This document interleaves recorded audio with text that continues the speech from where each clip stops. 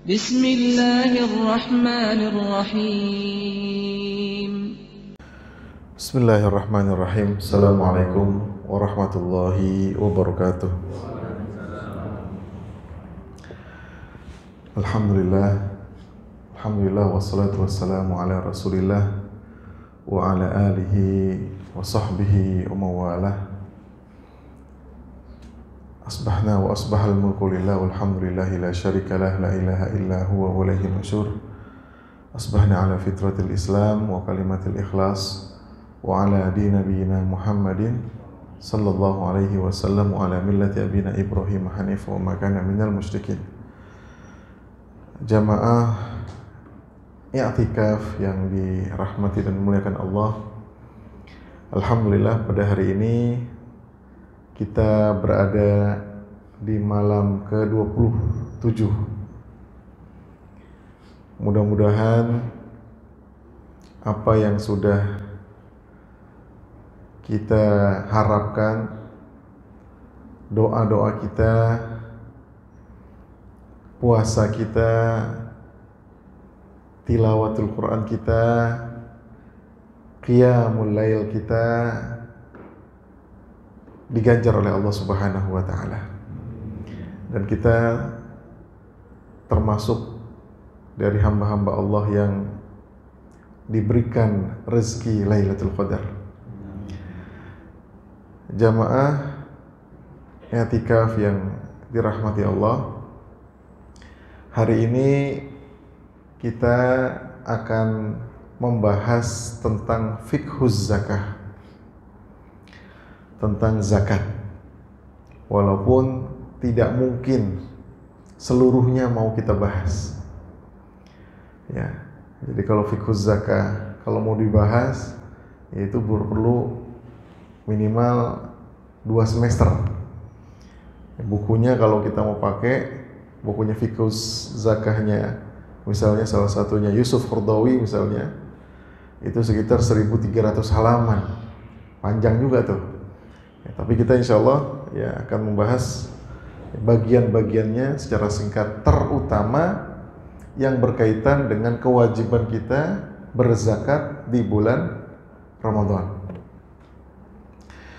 Yang pertama, Allah Subhanahu wa taala mewajibkan kepada setiap muslim untuk menunaikan zakat. Ini tidak ada perbedaan di kalangan ulama. Semua ulama yang bermanhaj Ahlus Sunnah wal Jamaah semuanya sepakat, tidak ada perbedaan. Bunyal Islamu ala khamsin. Ya, Islam itu dibangun atas 5 perkara.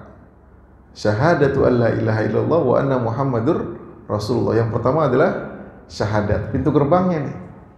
Ya, jadi jangan sampai orang melakukan kebaikan, ngasih amplop, ya, pakai peci ke masjid, nonis, ada ya, non Islam tapi pakai peci, santunan, ada nggak kayak gitu? Banyak ya, apalagi kemarin tuh, pas lagi pemilu tuh, banyak tuh. Banyak amalannya, kadang-kadang bukan cuma orang yang disantunin, tapi lembaga-lembaga juga disantunin. Nih buat bikin apa? Dikasih. Ya. Wa qadimna ila ma amilu. Ya, ketika Allah Subhanahu wa taala mengatakan nanti pada hari akhir mereka akan, amalan-amalan mereka itu akan dikumpulin. Kemudian akan ya kira-kira mau apa kalau dikumpulin? Mau dihitung. Wa ja'alna haba'an manthura, kata Allah Subhanahu wa taala. Dan kami jadikan amalan-amalan yang banyak itu seperti debu-debu yang berterbangan. Amalannya banyak, tapi nggak ada nilainya. Nggak ada nilainya. Beratnya itu nggak ada. Kenapa? Karena tidak ada kuncinya. Kuncinya salah satunya adalah syahadah. Jadi kita berbuat baik kepada orang, kita berbuat baik kepada kedua orang tua, nggak ada nggak ada pahalanya. Kenapa? Karena kita bukan orang muslim. Sebanyak apapun tetapi dikatakan ya adalah seperti debu-debu yang berterbangan. Makanya yang pertama adalah syahadah, kuncinya. Ya, bahkan Rasulullah pernah mengatakan ya kepada Mu'az bin Jabal, ya, yang namanya orang itu, ya, apa haknya orang itu, ya kan? Ketika ditanyain, Allahu wa rasuluhu a'lam, ya, yang pertama ditanyain apa hak Allah, apa hak Allah Subhanahu wa Ta'ala. Ya, kita nih, ya, memberikan kepada Allah apa kira-kira haknya Allah? Apa haknya Allah adalah disembah, ya, tanpa melakukan kesyirikan sedikit pun, itu haknya Allah. Kalau begitu nanti, ya, haknya manusia apa? Kalau sudah melakukan itu, haknya manusia tidak akan disiksa oleh Allah Subhanahu wa Ta'ala, tidak akan diberikan nerakanya. Kenapa? Karena dia sudah Islam. Walaupun di sini ulama berpendapat bergantung kepada amalannya. Amalan nanti akan ditimbang. Ada mizan di situ. Kalau amalannya selama dia Islam, ya, pemahaman Ahlussunnah wal Jamaah, selama orang muslim dia pasti akan masuk surga. Tapi kalau dia telah melakukan kezaliman, kemaksiatan, maka dihitung dulu tuh. Ya. Istilah kata sebelum masuk surga dibersihin dulu, ya, dibersihin dulu. Ya, dibersihinnya di mana? Di neraka. Kira-kira gitu. Makanya kita berlindung daripada azab api neraka. Nah, salah satunya adalah yang disepakati itu, ya, yang namanya syahadah. Buniyal Islamu ala khamsin syahadatu alla ilaha illallah wa anna Muhammadur Rasulullah. Dan dalam hadis yang lain, man qala akhiru kalamihi la ilaha illallah dakhalal jannah. Siapa yang akhir kalamnya ketika wafat dia, ya, mengucapkan la ilaha illallah dakhalal jannah. Sama atau seperti tadi, ya. Walaupun begitu tetap nanti ada hari perhitungan. Itu yang pertama. Yang kedua, syahadatu la ilaha Muhammad Rasulullah wa iqamis shalah. Salat bagi kita itu wajib. Ya, yang wajib berapa waktu? 5 kali, ya, sebagaimana yang diperintahkan oleh Allah kepada Rasulnya pada peristiwa Isra dan Mi'raj. 50 kali tadinya, Pak. 50 kali. Ini ada 5, ya. Kita jariahnya cuma 20, ya. 50 kali. Ya, kalau jadi itu 50 kali, setengah jam sekali kita azan, ya. Jadi setiap benar-benar itu, ya. Jadi benar-benar hidup itu menunggu waktu sholat kalau begitu. Kapan kerjanya? Nah, makanya, ya, ketika turun Rasulullah SAW dari Sidratul Muntaha ke langit-langit dunia yang lain, apa yang diperintahkan? Kata Nabi Musa, 50 kali sholat. Berat itu. Coba nego kepada Allah. Coba di lobi, kira-kira gitu, ya. Ternyata ketetapan yang terakhir ditentukan adalah 5 kali sholat fardu. Iqamis sholat wa ita'iz zakah. Syahadat. Yang kedua, iqamis sholat wa ita'iz zakah. Ita'iz zakah ini adalah menunaikan zakat. Berarti hukum menunaikan zakat adalah apa? Wajib bagi kita yang sudah memiliki kelebihan harta. Jadi rukun sholat, rukun puasa, rukun haji dengan rukun zakat itu cuma bedanya satu aja. Kalau rukun sholat, kita mau sholat nih, rukunnya apa? Harus muslim, bener nggak? Ya kan, kalau nggak muslim boleh sholat? Boleh, tapi nggak dapat pahala, buat apaan? Ya gitu, ya. Kemudian apa? Baligh, ya, dia sudah dewasa. Kalau anak kecil boleh nggak? Boleh, tapi nggak boleh jadi imam, kan gitu, ya. Kecuali dia sudah mumayyiz. Ya, kemudian berakal. Begitu juga sama dengan puasa, sama seperti itu. Tapi kalau harta, menunaikan zakat, ada satu yang dilebihkan rukunnya daripada rukun-rukun yang lain. Apa rukun yang lain? Yang dilebihkan itu memiliki harta yang berlebih. Jadi kalau hartanya dia nggak punya berlebih, nggak kurang gitu, ya, nanti kita pengen tahu yang dimaksud berlebih itu yang kayak gimana. Kalau yang dikatakan berlebih itu, ya, berarti harus cukup nisabnya. Nisab itu adalah batas hartanya. Kemudian cukup haulnya, ya. Jadi kalau haulnya nggak cukup, nisabnya nggak cukup, nggak jadi dia itu menunaikan zakat. Justru sebaliknya, dia yang diberikan zakat. Misalnya dia nggak cukup harta.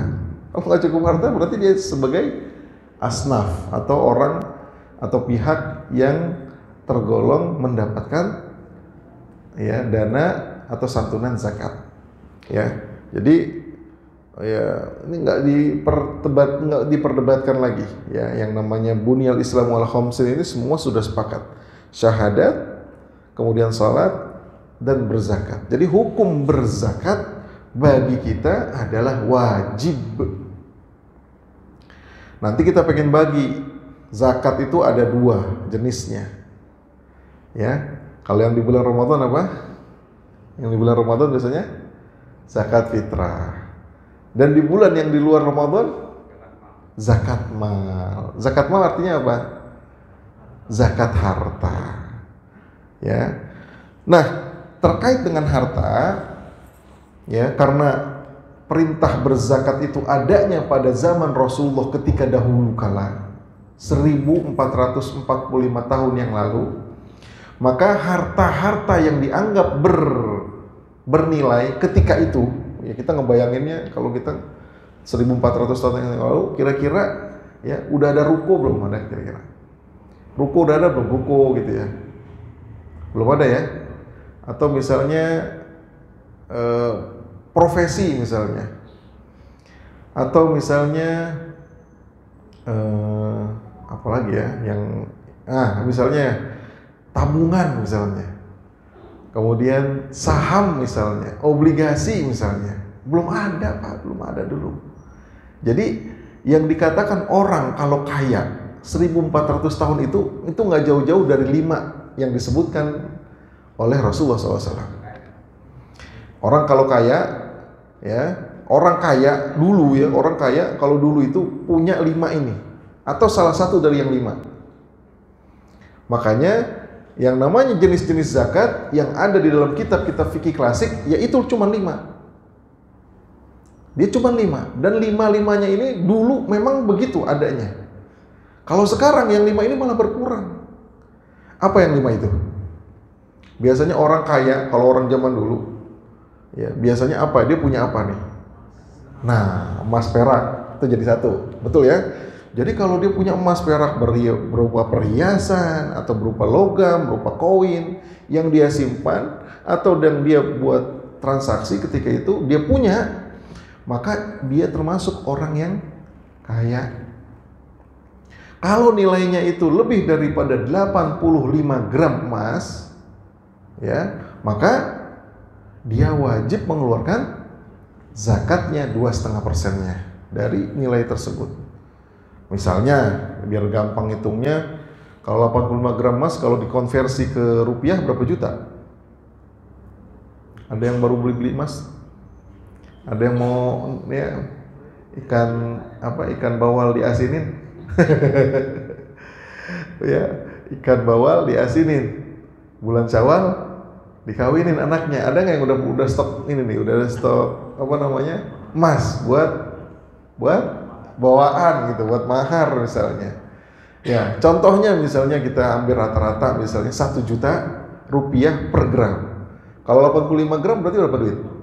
85 juta. Berarti kalau kita punya duit 85 juta, ya, dalam bentuk uang atau dalam bentuk emas, dan itu tersimpan selama 1 tahun, komariah, ya, 1 tahun lah, nggak apa-apa 1 tahun, maka sebetulnya kita sudah wajib untuk mengeluarkan atau menunaikan zakat.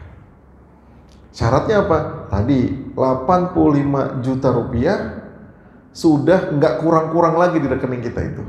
Jadi kita ada kebutuhan anak, kebutuhan sehari-hari, kebutuhan listrik, udah kita bayar-bayarin, tapi nilainya itu di atas 85 selama setahun kita lihat. Saldo rata-ratanya sekitar 100 juta rupiah, itu udah kelihatan lah. Maka wajib kita mengeluarkan bagian daripada harta tersebut sekitar 2,5%-nya. Kalau 100 juta, kalau 2,5%-nya berapa? 2,5 juta. Ya, gitu ya. Jadi hitungannya kayak seperti itu. Ini yang pertama, jenis yang pertama. Kira-kira apa lagi? Tadi udah emas, perak. Apa lagi kira-kira? 4 lagi nih. Zakat mal, apa? Zakat peternakan, sahih. Nah, bagus nih. Dan peternakan, ingat cuma 3 di Arab itu. Apa aja? Domba, onta, satu lagi? Kambing masuknya domba tuh. Sapi, ya. Jadi yang paling tinggi dulu ya, atau dari yang rendah dulu. Ya, kambing dan sejenisnya. Kemudian sapi dan sejenisnya. Yang terakhir yang paling tinggi adalah unta dan yang sejenisnya.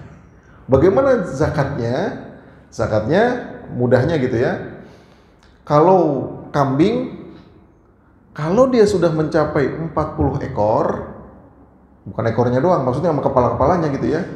Yang 40 kambing gitu ya, maka sudah wajib mengeluarkan 1 kambing tapi yang anakan, yang syatan, yang anak. Boleh nggak Ustadz kalau ngasihnya yang bagus, yang sinan, yang udah punya gigi, yang gigi tanggal? Biasanya kalau panitia kurban ada tuh syarat daripada hewan kurban, salah satunya adalah yang sinan, yang gigi tanggal. Yang kayak kalau kita nih kan ngomongnya apa nih? Anak-anak tuh biasanya yang gigi susunya udah tanggal ya. Nah itu juga ada kambing tuh. Jadi kambing yang udah tanggal gigi susunya, dia udah tumbuh gigi dewasanya. Nah itu udah biasanya umurnya udah 2 tahun. Boleh, nggak apa-apa. Yang nggak boleh nggak dikurangin ya. Harusnya dikasih yang besar, tapi dikasih yang kecil. Ini nggak boleh. Itu kalau kambing ya. Begitu juga bakoroh, sapi dan unta. Nah ini ada hitungannya lagi, bukan 40 tapi 4 atau 8 ya. Kalau sudah mencapai itu baru. Bagaimana dengan peternakan yang di luar itu? Ya, kan tadi Anda katakan dulu yang diatur adalah tadi emas, perak dan peternakan. Peternakan juga cuma 3. Sekarang kan kalau di Indonesia peternakan banyak nggak? Ada peternakan ayam? Bener nggak? Berapa ayam kalau gitu kita keluarin? Lo bingung nggak? Lele berapa kintal atau berapa ekor lele? Ya, supaya kita keluarkan zakatnya. Nah lo gimana dong tuh? Bingung dah tuh. Apalagi ngitung yang kecil-kecil tuh, yang sekarang lagi seorang tuh apa namanya, yang kayak maggot ya? Ada ya? Ada ya? Ya maggot tuh yang kayak belatung ya. Buat makanan apa dia? Burung. Nah kayak gitu kan dijual itu dan diternak itu. Ya, orang Arab bingung nih peternakan apaan kalau begini masuknya ya? Bener nggak? Lihat, yang kayak gini nggak masuk peternakan apa masuk yang lain nanti? Nanti kita mau lihat ya. Jadi yang dimaksud ini adalah ya peternakan yang ada saja. Tapi kalau misalnya tadi peternakan lele, ayam, gitu kan, ya. Kemudian tadi maggot misalnya, ini peternakan apa masuk ke perdagangan nanti? Kan gitu ya. Ya Ustadz, saya punya maggot tapi saya jual beli, lah bukan masuk peternakan berarti. Jadi dia nantinya diambil dari ya keuntungan jual belinya. Jadi masuknya yang ketiga peternakan. Tadi apa? Pertama emas, perak, peternakan, perdagangan. Perdagangan sama dengan emas dan perak. Nisabnya 85 gram emas. Jadi kalau kita punya hasil, paling gampang melihat laporan laba rugi aja dah. Ya, alhamdulillah nih setahun Ustaz, alhamdulillah nih ya, bisa dapat untung bersihnya 100 juta. Nah, berarti tidak kena 2,5%-nya. Tinggal dikeluarkan. Ya, perdagangan apa? Tidak diatur. Seluruh perdagangan, baju, ya, perdagangan tadi yang kita sebut, ya, lele, segala macam, ya, apa saja termasuk. Pokoknya kalau dia sudah masuk ke dalam untung yang melebihi nisab, maka dia wajib disakati. Berarti udah 3 ya. Terus apa lagi? Pertanian, sahih, pertanian. Pertanian sama kayak peternakan, itu diatur. Ya, diatur hanya bahan pokok. Ya, kalau di sana dulu gandum, ya kan ya, gandum. Kalau kita di sini apa? Beras. Nah, beras ini ya nisabnya adalah kalau beras ya, beras itu 520 kg. Jadi kalau panen ya, kira-kira panennya melebihi 520 kg apa kagak? Kalau iya, berarti harus dikeluarkan zakatnya. Ustadz, saya ini bukan dalam bentuk beras, saya dalam bentuk yang masih ada itunya apa tuh? Yang gabah ya? Nah, yang ada coklat-coklatnya itu. Gabah. Kalau gabah, hitungannya bukan 520 gram, 650 kilogram. Lebih berat. Karena harus masih ada itunya ya. Masih ada itunya yang coklat-coklatnya, kulitnya. Masih ada kulitnya. Kalau itu udah masuk, maka wajib kita keluarkan zakatnya. Pertanyaannya, Ustaz, di Indonesia ini pertanian banyak, Ustaz. Bener gak? Sayur gimana sayur? Kan pertanian. Tomat, bener nggak? Pokoknya tuh yang dijual di pasar induk tuh hampir sayur-sayuran tuh pertanian semua tuh. Bagaimana tuh? Ya? Atau misalnya mau bilang, Ustaz, perkebunan nggak masuk zakat, perkebunan. Kebun kan banyak buahnya, betul nggak? Kebun, buah, ya. Masuknya mana nih? Ya kebun sawit misalnya. Sahih. Yang tidak termasuk, tapi kalau dia dijual belikan, maka dia termasuk zakat perdagangan. Jadi jangan cari, Ustaz, kenapa nggak ada ya zakat perkebunan ya? Kok nggak ada, Ustaz, zakat sayur-sayuran? Nggak ada kok, sayur-sayuran nggak diatur, emang nggak diatur. Bingung nanti kita, nisabnya gimana ngitung sayur? Nggak, ya satu elep apa satu truk kan gitu ya? Ya ini kadang-kadang satu truk sama satu elep, ya kalau misalnya sayur nggak seberapa nilainya, ya kan, bayam gitu kan. Sawi segala macam, satu elep paling nilainya berapa juta gitu. Berbeda dengan emas. Emas cuma ditenteng doang 85 juta, benar nggak? Nah, jadi dia masuknya bukan masuk, jangan dipaksain. Ya, dia masuknya zakat pertanian padahal dia tidak diatur. Maka sebetulnya kalau itu diperjualbelikan, dia masuknya ke dalam zakat perdagangan. Yang terakhir, tadi udah emas. Kemudian peternakan, kemudian pertanian, apa lagi yang satu lagi? Tar dulu, profesi nggak ada zaman Nabi. Apa deh? Perdagangan udah tadi. Pegawai bukan. Ini yang klasik nih, yang klasik. Zakat ruko nggak ada zakat ruko. Apa kira-kira? Dalam fikih klasik diatur, namanya zakat rikaz. Apa zakat rikaz? Zakat barang temuan atau barang tambang. Ya, ini lagi viral nih, tambang nih. 271T. Wah, ini nih ya. Jadi barang temuan di sini juga nanti dibagi-bagi. Ada yang, makanya zakat temuan itu ada yang 5%, ada yang 10%, ada yang 20%. Bergantung kepada apa? Nemunya di mana? Ya boleh lah. Tergantung usahanya, Pak. Ya, kadang-kadang nih kita lagi jalan, nemu nih, lu kotoh barang nih. Ya. Barang misalnya dompet orang, jangan dompet udah ada alamatnya. Duit, satu koper nggak ada alamatnya. Ya. Atau tas, ya, tahu-tahu di situ ada misalnya emas segala macam ya, jatuh nih orang. Maka yang berhak menemukan itulah yang pertama menemukan itulah yang berhak yang berhak, yang menjadi belum mengeluarkan zakat, berpotensi untuk mendapatkan hartanya, berpotensi ya, belum tentu dia harus mengumumkan dulu. Nah ini disebut dengan luqotoh, temuan. Jadi dia nemu barang, ya kalau itu tas, ketahuan ya, kalau tas itu kan berarti ada yang punya.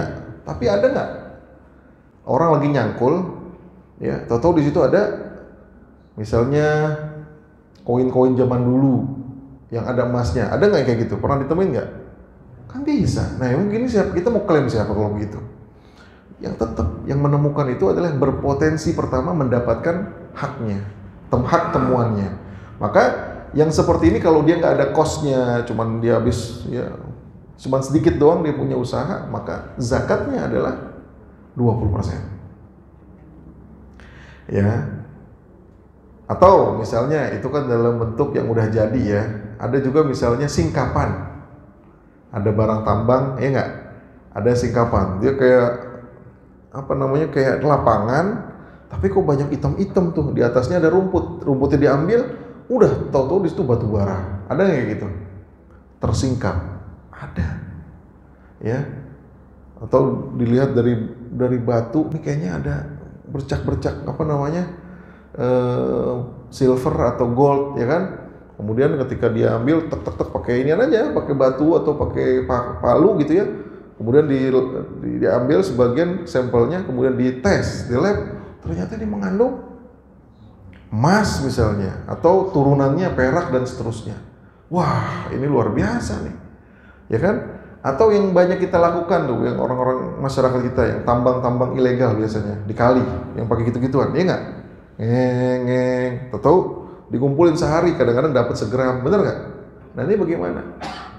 Ya, maka yang seperti ini zakatnya adalah 10%. Berbeda dengan yang tadi tinggal nemu langsung ambil. Ini ada usahanya dikit.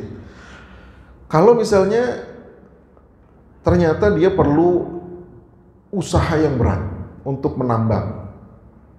Contohnya yang legal-legal gitu ya, misalnya apa ya? Freeport lah misalnya. Banyak nggak modalnya deh? Banyak ya. Dia perlu alat berat, ya. Kemudian dia perlu sistem, dia perlu orang yang harus digaji segala macam. Maka zakatnya lebih besar atau lebih kecil? Lebih kecil. Kenapa? Karena cost-nya juga sudah besar. Begitu juga tadi ya, beras ya, atau zakat pertanian tadi. Kalau zakat pertanian ya, dia tumbuh begitu saja, ya, tumbuh begitu saja. Ada nggak di Indonesia tumbuh begitu saja? Ada, memang subur. Kadang-kadang kita lempar gedebong pisang, besok-besok udah numbuh tuh. Ya gitu ya. Terus kita lempar apa tuh namanya yang pohon duren. Ini nih apa namanya, singkong, batang ya. Kita tancepin aja kadang-kadang dan nunggu. Nggak usah diairin, nggak usah dipupukin. Bener nggak Pak? Ada punya pengalaman nggak? Ya, Masya Allah suburnya tanah air kita. Nah yang kayak gitu nggak perlu pengairan, nggak perlu dipupukin, nggak perlu Nah ini zakatnya lebih besar. Tapi kalau ada ya yang perlu diairin, bikin irigasi dulu, ya kan? Kemudian dibelokin, wah ini udah ada cost-nya, maka zakatnya jadi lebih kecil. Begitu juga dengan tambang. Nah, kelima zakat ini yang ada ketika dahulu. Zaman Rasulullah, al-an'am tadi ya, peternakan itu al-an'am yang kita sebut ya. Al-an'am itu cuma 3 tadi. Orang kalau punya kambing, orang kalau punya sapi, orang punya unta, itu yang kaya. Jadi orang kalau punya burung nggak kaya dulu juga, nggak ada kayanya, gitu ya. Orang punya lele, orang punya nggak disebut. Kenapa? Karena dulu nggak ada. Tapi sekarang, luar biasa, betul ya. Coba aja punya burung tuh, berapa banyak tuh, ya. Punya misalnya ikan, ya, atau punya maggot, dia jadi kaya raya gara-gara itu. Orang-orang nggak lirik, dia ngelirik, bener nggak? Emang kadang-kadang agak geli-geli, tapi gara-gara gelinya ini dia dapat rezeki, bener nggak? Nah, itu dia. Nah, karenanya diperlukan adanya transformasi. Termasuk di kota-kota besar. Di kota-kota besar ini, kalau kita mau lihat yang 5, emas, perak, kemudian tadi peternakan, pertanian, perdagangan, dan rikas. Dari 5 ini yang ada berapa sih kira-kira? Di kota besar, Jakarta misalnya. Jakarta, Bogor, Tangerang, Bekasi. Ada nggak pertanian di Jakarta? Hampir kagak ada. Kalau ada pun, kalau ada tuh tanahnya mendingan dibikinin mall kan begitu, iya kan? Mendingan dibikinin mall, dibikinin tempat parkir. Kenapa? Karena udah berubah zamannya. Ya, pertanian hampir nggak ada. Peternakan ada nggak? Peternakan sapi, peternakan kambing, onta ada nggak di Jakarta? Hampir nggak ada. Kalau ada diprotes warga itu. Limbah, bener nggak? Bau Pak, bau. Tiap hari ini bau nih. Nah, akhirnya diambil dari luar-luar daerah. Nih, 2 ini udah hampir nggak ada nih di kota-kota besar. Yang terakhir tadi misalnya rikas, barang tambang. Ada di Jakarta barang tambang? Hampir nggak ada. Kalau ada pun itu yang udah keselip kali ya, udah keselip. Jadi yang ada tinggal emas, perak yang dimilikin sama orang, yang dipegang, sama tadi perdagangan, bener nggak? Perdagangan yang aktif orang tuh di Tanah Abang, ya di mana-mana perdagangan yang aktif. Dan selain itu, orang di Jakarta itu biasanya dapat duit dari apa? Selain dagang, bekerja. Makanya Yusuf Qaradawi ya berijtihad, dan ijtihad Yusuf Qaradawi tahun 80 itu diikuti hampir seluruh negara. Masya Allah. Awalnya ditolak, ini tidak sesuai, ya, ini bid'ah, ya, mengatakan bahwa ada yang namanya zakat profesi. Tapi Yusuf Qaradawi bersama beberapa ulama dari Mesir ya berijtihad. Mereka melakukan kajian tentang yang namanya zakatul apa tadi? Zakat profesi. Ya. Kenapa? Karena di kota-kota besar orang-orang itu yang kaya itu ya bukan lagi dia sebagai pemilik pertanian, bukan sebagai pemilik peternakan, bukan sebagai penggali tambang di Jakarta. Tapi dia sebagian besar orang-orang yang ya eksmut lah, kalau kita eksekutif muda ini biasanya adalah orang yang digaji. Makanya dengan maslahat seperti itulah Yusuf Qaradawi akhirnya mengeluarkan salah satu ijtihadnya, yaitu zakat profesi. Dikiaskan, ada yang pertama dikiaskan dengan emas. Berarti kalau dikiaskan dengan emas, ya hitung hitung bersih pendapatannya per tahun, apakah per tahun tersebut nilainya di atas 85 juta atau tidak. Kalau di atas 85 juta per tahun, maka dia sudah wajib mengeluarkan zakatnya. Itu yang pertama, dikiaskan dengan zakat emas dan perak. Yang kedua, dikiaskan dengan zakat pertanian. Ya, kalau zakat pertanian tadi kan 520 kilo ya, dan diambilnya itu setiap panen. Jadi mau 3 bulan, mau 4 bulan, kalau panen berarti beras berapa bulan biasanya? 3-4 bulan ya, 3 bulan, 4 bulan. Jadi setiap panen zakat, Makanya ya untuk zakat profesi ada dua pendapat. Boleh pakai setiap terima gaji, ya, kemudian kita zakatkan, atau nanti kumpulin dulu gajinya, kemudian dikurangin semua kebutuhan, kita hitung, oke, alhamdulillah ketemu nilainya. Sekitar tabungan kita setiap tahun surplus 100 juta. Oke, kalau 100 juta berarti sudah masuk nisab zakat dan wajib dizakatkan. Ya, 2,5%-nya. Nah, setelah ada zakat profesi, berkembanglah zakat-zakat yang lain. Tadi yang disebut dengan zakat tabungan, zakat ya obligasi, ya zakat, ya, apalagi yang ada zakat saham, apalagi yang pernah dengar apa aja, ya. Nah itu ya, sekurang-kurangnya tabungan, zakat investasi banyak nih, tabungan di bank, tabungan di obligasi, tabungan sukuk, macam-macam dah, ya. Nah ini kalau memang lebih daripada nisabnya, maka wajib dizakatkan. Jadi awalnya tadi berapa zakat? 5. Sekarang berapa? Lebih dari 10, 11, 12 dan akan berkembang. Sesuai apa? Sesuai dengan perkembangan zaman. Makanya Yusuf Qaradawi mengatakan zakat itu adalah maslahat. Coba gini, maksudnya maslahat itu kayak gimana sih? Dia itu, ya, zakat itu kalau tadi kita paksakan yang 5, ya, kan kalau orang di toko, kalau di Jakarta itu, orang-orang di kota-kota besar itu hampir nggak ada yang namanya zakat pertanian, nggak ada ya, nggak ada pertanian yang di Jakarta itu. Kemudian peternakan dan rikas, hampir nggak ada di Jakarta ya, nggak ditemukan. Sedangkan orang-orang di Jakarta ada nggak yang miskin? Banyak yang miskin. Orang pendatang yang tinggalnya di kolong jembatan, yang tinggal pinggir kali, banyak. Kata Rasulullah SAW, tu'khadhu min aghniyaihim wa tarduhu ila fuqaraihim. Ambil harta zakat itu dari orang-orang yang kaya di negeri tersebut atau di wilayah tersebut, kemudian diserahkan kepada orang-orang miskin di negeri tersebut atau di wilayah tersebut. Jadi gimana caranya nih? Ya, ini ada orang miskin, perlu disantunin. Sekarang duit zakatnya kagak ada. Ya. Orang semuanya sekarang ada yang disebut orang bekerja, pendapatannya dari pekerjaan. Bukan dari pendapatan berdagang lagi, bukan dari pendapatan bertani lagi atau berternak lagi. Kalau dulu zaman Rasul, ya orang kaya itu udah pasti hitungannya dia pasti punya peternakan. Dia pasti punya pertanian, dia pasti punya perdagangan. Kan orang Quraisy gitu ya.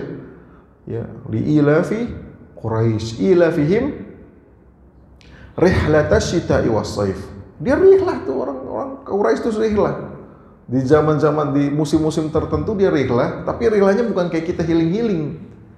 Tapi apa? Rihlahnya mereka itu berdagangnya dari Mekah kemana? Ke Syam, ya, ekspor impor bahasa kitanya tuh, keluar daerah, keluar negeri, ya, kemudian bawa barang dari Mekah, ya, kemudian dijualin di Syam, kemudian di Syam, ya, ada barang di sana diambil, dibawa ke Mekah. Jadi istilahnya tuh kalau sekarang pakai kontainer, ya kontainernya perginya ada barang, pulangnya ada barang juga, gitu ya. Jadi ya pasti orang-orang tersebut, orang-orang Quraisy tersebut, ya bukan hanya kaya tapi kaya banget. Kenapa? Karena saudagar, dia ahli dalam berdagang. Dan biasanya itu yang ditemukan. Kalau misalnya tadi di Jakarta kita sudah nggak banyak menemukan orang yang bertani, orang yang beternak, ya kan, orang yang rikaz tadi, ya, yang menggali barang-barang tambang di Jakarta, nggak ada. Kemudian apa yang ditemukan di Jakarta? Oh, ternyata di Jakarta atau di kota-kota besar ini banyak orang yang menerima gaji. Banyak juga orang yang menerima saham tadi ya. Ya karena mereka interaksinya adalah interaksi di pasar modal gitu ya. Dia udah dapat saham. Dan ini adalah objek-objek yang potensi sebagai penggantinya zakat-zakat yang tadi sudah nggak ada. Karena itulah dimunculkan zakat-zakat kontemporer. Termasuk yang kita sering dengar adalah zakat profesi. Baik, ya, ini udah masuk ke dalam pembagian zakat tadi ya. Zakat mal ada berapa tadi? Pertamanya ada 5. Kemudian sekarang ada banyak, ya, dan akan terus berkembang. Yang sekarang yang kedua adalah zakatul fitrah. Nah, ini perlu disampaikan. Zakat fitrah itu hanya ada di bulan Ramadan. Dia nggak ada di bulan yang lain selain bulan Ramadan. Jadi kalau kita ya menyerahkan zakat fitrah ya sebelum bulan Ramadan, sebelum bulan Ramadan berarti Sya'ban, Rajab misalnya ya, maka nggak sah, jatuhnya dia sedekah. Bagaimana kalau kita berikan ya 1 Syawal tapi setelah khotib naik mimbar, sama tuh. Dia bukan jadi zakatul fitri lagi tapi jadi sedekah. Hati-hati kalau jadi sedekah, sedekahnya diterima tapi kita berdosa. Kenapa? Karena kita tidak menunaikan zakat fitrah. Kepada siapa zakat fitrah itu dibebankan dan akan disalurkan? Yang pertama dibebankan kepada seluruh kaum muslimin tanpa terkecuali anak bayi. Jadi anak bayi yang lahir di bulan Ramadan dia wajib membayar zakat fitrah. Ya, jadi nggak ada tuh anak yang udah masuk itu kan dia belum mampu. Iya, yang bayarin bapaknya bukan ini. Jadi yang bayarin adalah bapaknya. Ya, termasuk orang-orang yang ditanggung, misalnya dia menanggung asisten rumah tangga misalnya, atau nanggung sepupunya tinggal di rumah bekerja sama dia, maka wajib disantuni oleh kepala keluarganya. Bertanggung jawab nih kepala keluarganya. Jadi kalau bisa sekarang ya tanyain kepada anggota keluarganya, udah pada zakat belum? Kan biasanya bapak. Oh ya udah biasanya bapak ya. Ya udah, bapak hitung tinggal dikalihin. Ya. Sekarang kalau tidak salah peraturan Basnas surat edarannya tahun 2024 berapa sekarang? 45.000 ya, sama ya, masih 45.000. 45.000 per jiwa. Jadi kalau kita punya anak 2, suami istri berarti 4. Suami istri berdua, anak 2, 4. Tinggal 4 kali 45.000. Kalau ada tambahan Ustaz, saya ada orang yang saya tanggung Ustaz, tafadhol silahkan dikira. Ya. Nah, ini boleh disegerakan. Ya, memang waktu-waktunya yang paling afdol itu adalah malam takbiran sampai khatib naik mimbar. Tapi Anda sering sampai ini, ya, yang namanya khatib naik mimbar, emang tuh mantep itu, ya. Waktu paling afdol itu malam takbiran sampai khatib naik mimbar. Tapi siapa yang mau ngurusin? Panitia zakatnya udah pada beredar ntar, udah nggak Pak? Kan udah harus dia distribusikan juga tuh. Banyak tuh, nggak sedikit. Saya datang belum ada orang nih. Besok aja dah.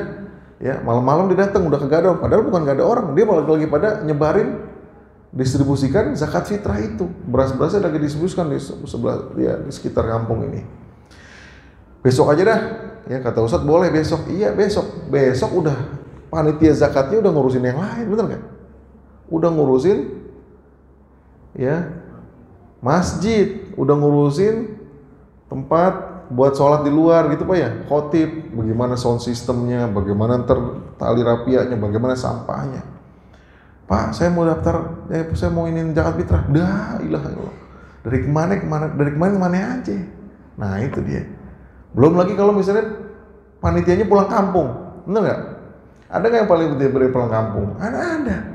Ada juga, saya nggak pulang kampung Ustaz, cuman saya nggak mau ngurusin lagi Ustaz, saya mau lebaran. Saya mau lebaran sama keluarga saya, ya. Masa saya ngurusin beras lagi, ya. Habis sholat, saya mau pulang saat malah ketupat saat dia kagak mau ngurusin, bingung dah tuh. Makanya jangan sampai terlambat. Ada dalam fatwa MUI tahun 2020 nomor 84 ada yang disebut dengan ta'jiluz zakah. Zakat boleh ditakjil, boleh disegerakan. Diawalin boleh, nggak apa-apa. Kalau maslahatnya lebih besar. Contohnya dulu itu fatwa ini karena ada fatwa tentang APD, ingat ya, waktu COVID kan yang ke rumah sakit itu sampai membludak ya, betul nggak? Ingat nggak tuh? Membludak rumah sakit sampai nggak ada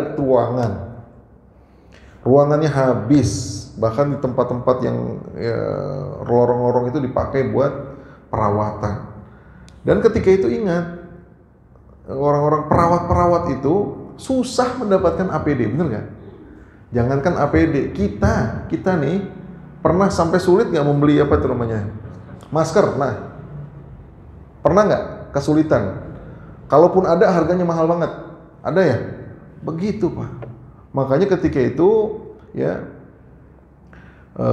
MUI mengeluarkan berdasarkan maslahat ya, ini adalah kepentingan umat Islam ya di Indonesia khususnya, bahwa dana zakat boleh disegerakan. Walaupun nanti haulnya nanti saya bukan bulan Maret, bukan bulan April, tapi ntar bulan Desember. Kata MUI kalau ente udah benar dapat pendapatannya sekian, maka ente boleh tarik lebih awal.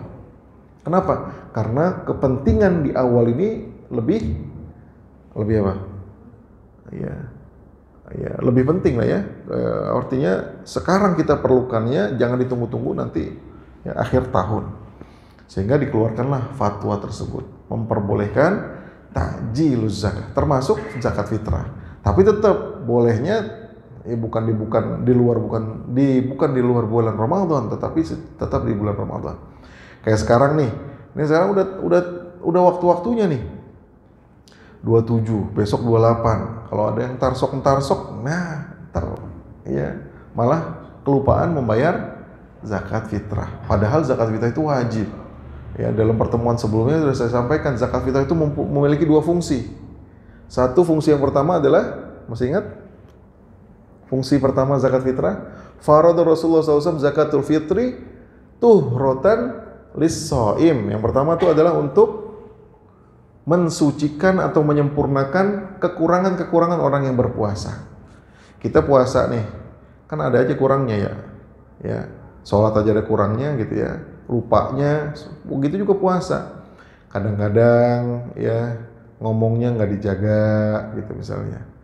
Nah, yang seperti ini ya Allah Subhanahu wa ta'ala sempurnakan dengan zakatul fitrah. Ya, jadi masya Allah ya. Kalau Imam Syafi'i, ya ini pernah Anda sentuhan juga. Kalau Imam Syafi'i, kalau orang lupa rakaat sholat, betul nggak? Maka dia disunahkan untuk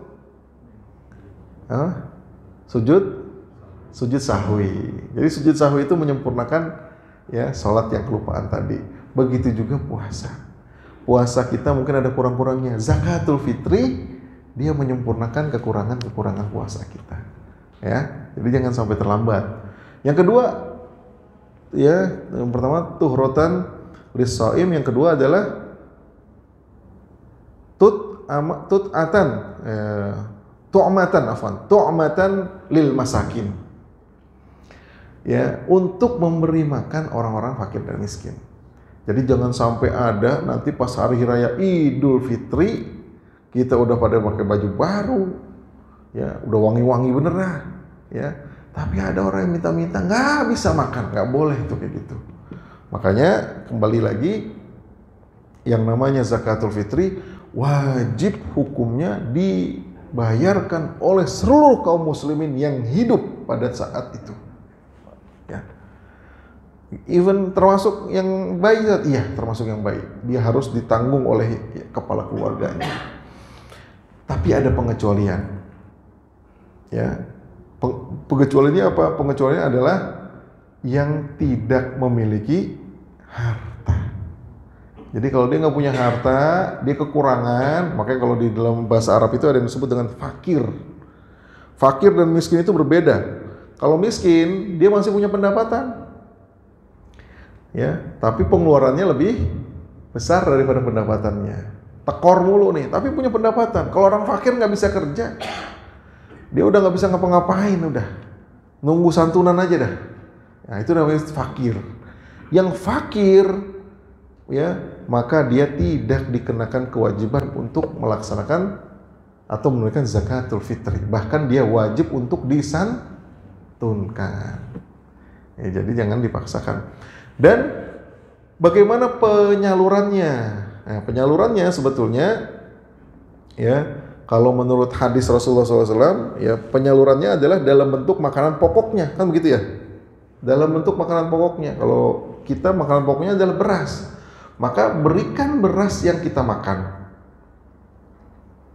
Sekarang kadang-kadang agak repot, Ustaz, saya anaknya 5, Ustaz, anak 5, ya, tambah saya sama istri 7.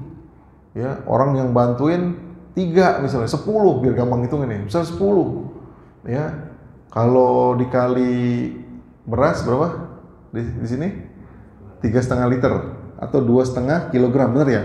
Kalau 25 kilo, 2,5 kilo, kalau 10 orang berarti 25 kilo. Ini satu karung itu Pak ya? Satu karung. Berat Pak Ustaz, saya berat. Nah, bagaimana? Bawa duitnya, serahin ke masjid. Masjid biasanya ada nyetok tuh biasanya. Kan sama aja, bener gak?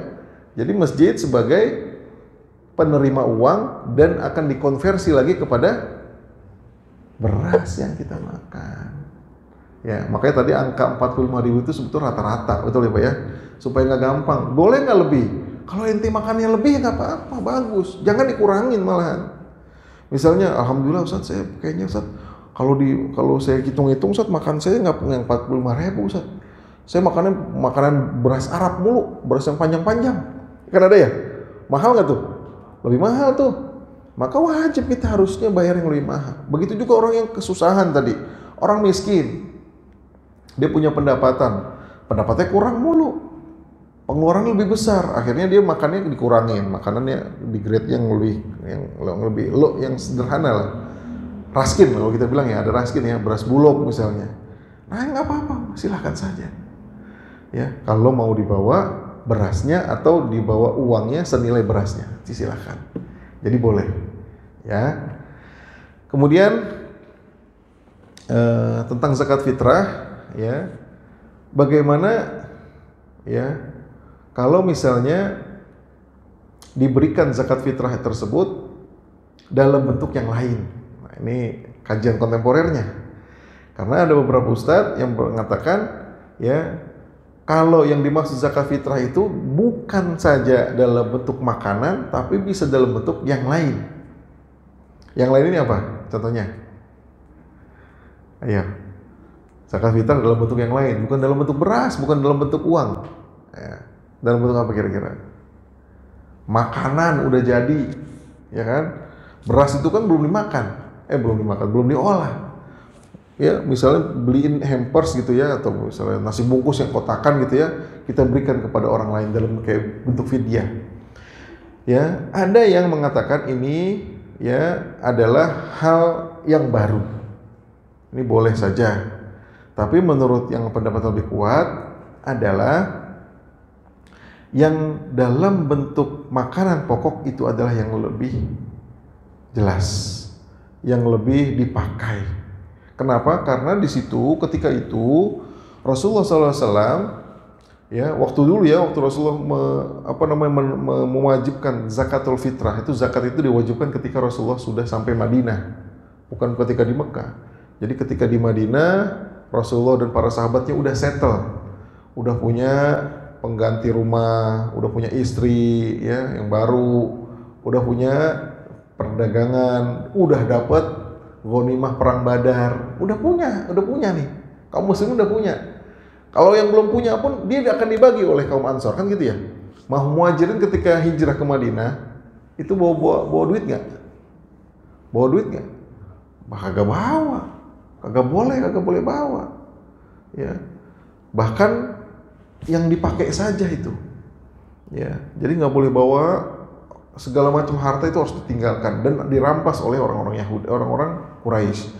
Jadi ketika tinggal di Madinah, ya salah satunya ya ada penduduk Madinah, Sa'ad bin Mu'az, yang mengatakan dia ini orang yang paling kaya, ya punya kebun paling luas, ya.